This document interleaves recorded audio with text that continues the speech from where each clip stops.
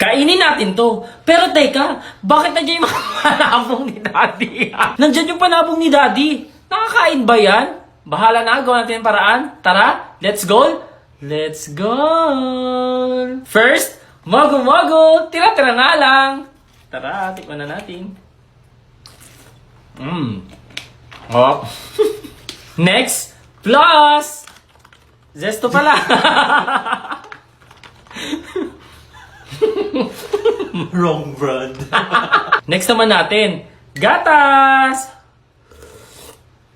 Mainit. Next, panabong na manok ni Daddy. Paano kakainin ngayon yan? Pero bago yan, don't forget to follow me and comment sa comment section kung anong next na kakainin natin, ha? So, ito na. Manok ni Daddy. Luto na dahil natalo sa panabong. Pero char lang. Binili ko to sa Mang Inasal. Tara, kainin na natin. Tamis. Thank you, Mang Inasal. Like, follow, comment, and share.